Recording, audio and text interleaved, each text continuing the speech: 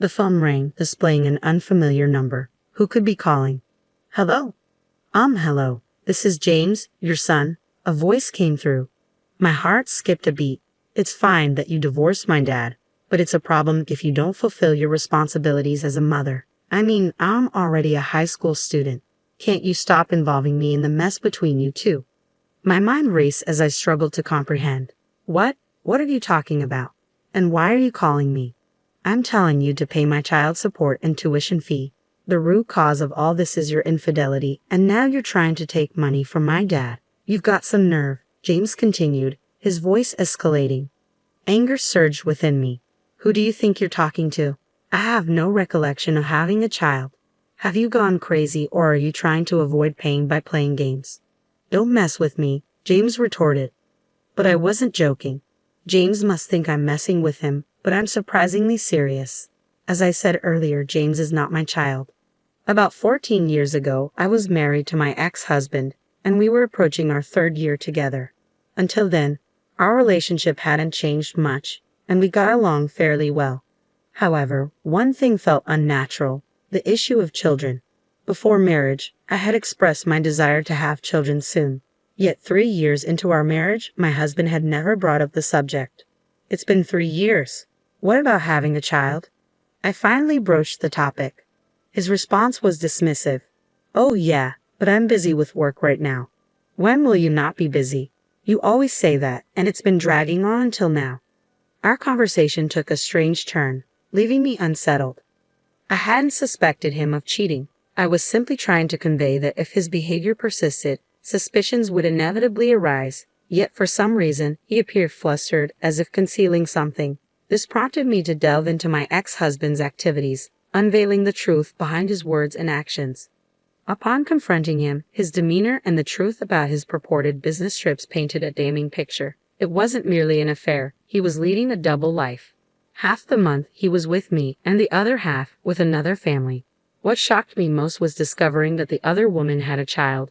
James, the same child who had called me earlier. At the time, James was merely 2 years old, oblivious to the complexities surrounding him. Was this a blessing in disguise? Regardless, someone was bound to be hurt. Deciding to confront the other woman, I approached her in the following days. Despite her immediate recognition of me, her demeanor was hardly welcoming. Amidst the tense atmosphere, I wasted no time in addressing my concerns. I questioned the morality of my ex-husband's double life and sought clarity regarding the child's parentage. Her response was disconcertingly composed. She showed no signs of guilt or remorse. Confidently, she asserted her role as James's mother, contrasting starkly with my ex-husband's attempts at concealment. Feeling somewhat overpowered by her unwavering demeanor, I pressed on, inquiring about her plans for the future. I have no intention of altering my current lifestyle. I'm content with it. However, I can't shake the feeling that he has no desire for more children. Why is that? When I informed him of my pregnancy with James, his reaction was less than enthusiastic. His response, that it wasn't the right time for a child, left me wondering if my pregnancy was merely happenstance. It made me question whether he harbored any desire for fatherhood at all. Despite his claims of loving children, his reluctance to embrace the news of our impending parenthood was puzzling. Upon sharing my doubts with the other woman, she offered a knowing smile. Isn't it curious? You who desire children conceived, while I who lacked such desire did not. Can we truly say he loves children? I wanted to refute her claims, but doubt crept in. Was his declaration of love for children sincere, or merely a facade to charm me? I couldn't be certain.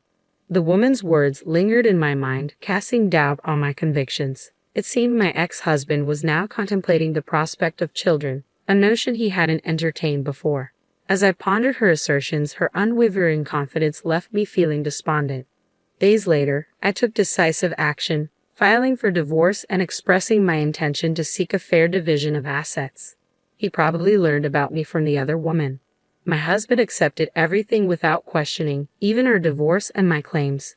In the end, I pondered why he had married me. That remained my sole curiosity until the very end.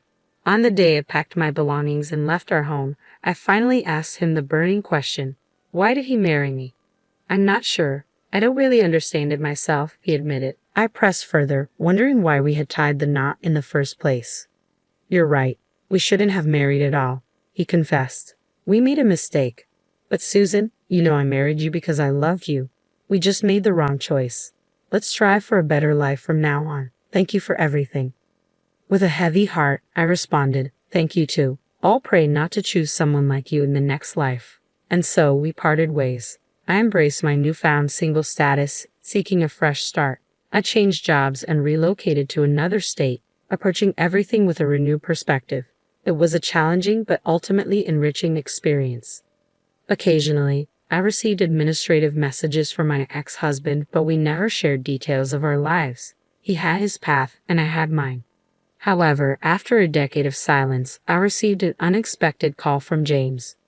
I pondered the reason behind James's call, but never anticipated his demand for child support and school fees. James, the product of an affair between my ex-husband and another woman, had no legal claim on me. Despite my attempts to explain this, he refused to listen.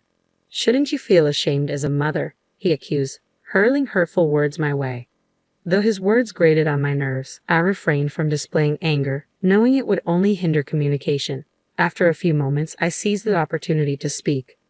Firstly, how did you even get my number? I questioned. Obviously from your dad. Our family has been facing financial hardships, leading to struggles with school fees and Sarge. Dad blamed you entirely, painting me as the villain. But that's not the truth.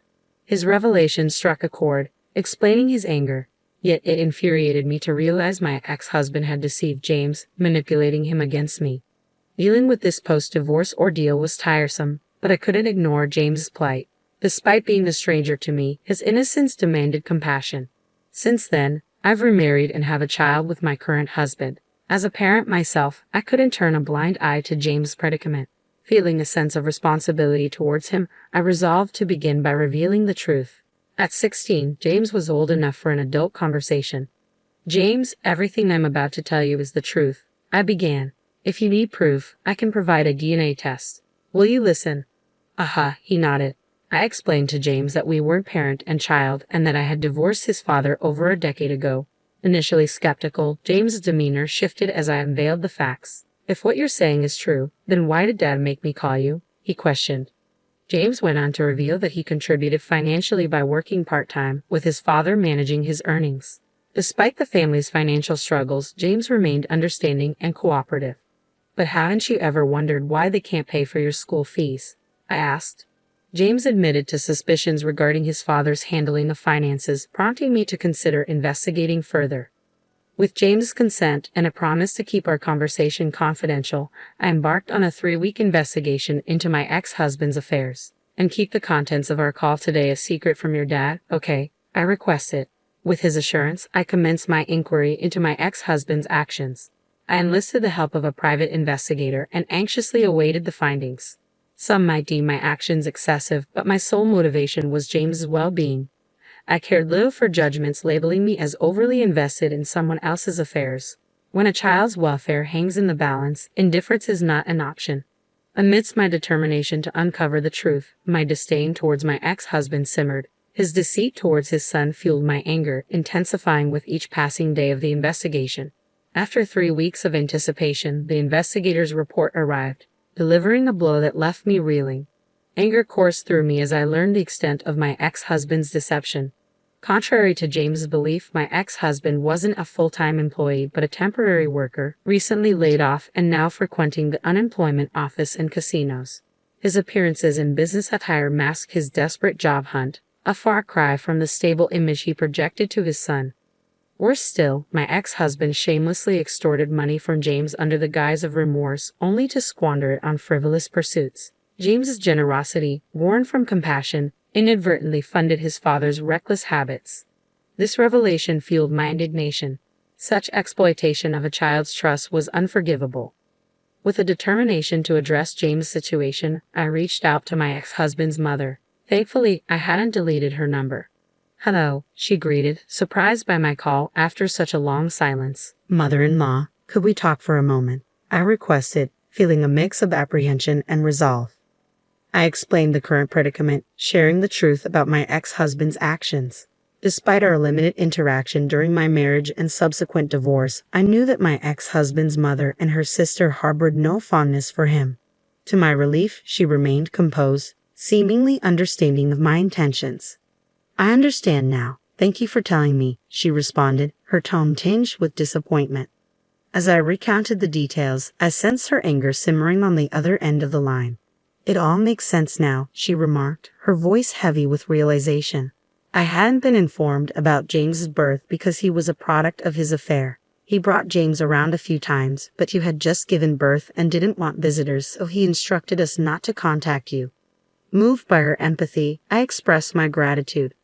I'm happy now because James shows his face every once in a while. He might be born out of infidelity, but that's not his fault. I plan to stand by him from now on. You're such a wonderful grandmother, she concluded warmly. With her support, I felt a glimmer of hope for James' future. I felt a sense of relief, which prompted me to reach out to my ex-husband's mother with an unexpected proposal. I asked if she and her husband would be willing to take in James. Of course, she agreed readily. He's been working so hard at his part-time jobs, but his father squanders his earnings on slot machines. It seems I'll need to have a serious talk with him. We shared a chuckle, acknowledging James' admirable but misplaced efforts to support his father. My mother-in-law expressed her desire for James to live a carefree life with us. With her determination to raise James, his situation seemed to be on the path to resolution. However, there was still the matter of confronting my ex-husband. Arranging the meeting, I met him at a coffee shop, noting his disheveled appearance compared to before. I didn't expect to hear from you, he remarked casually, unaware of the bombshell awaiting him. As he spoke of his financial struggles and deception, I seethed with anger. But before I could confront him, my mother-in-law, her sister, and James approached our table, having overheard his confession. They didn't hold back, condemning his actions and character. My ex-husband, caught off guard, could only stammer in response. Witnessing his true nature exposed, my ex-husband faced the consequences. Under my in-law's guidance, he was put to manual labor, his earnings deducted as child support for James' expenses. Meanwhile, James found solace with my in-laws, distancing himself from his father's toxicity. He embraced his grandparents' kindness, embodying the innocence of youth. Reflecting on my actions, I pondered their righteousness. Yet seeing James' improved circumstances, I harbored hope for his happiness. As my mother-in-law once said, there are no sins in a child.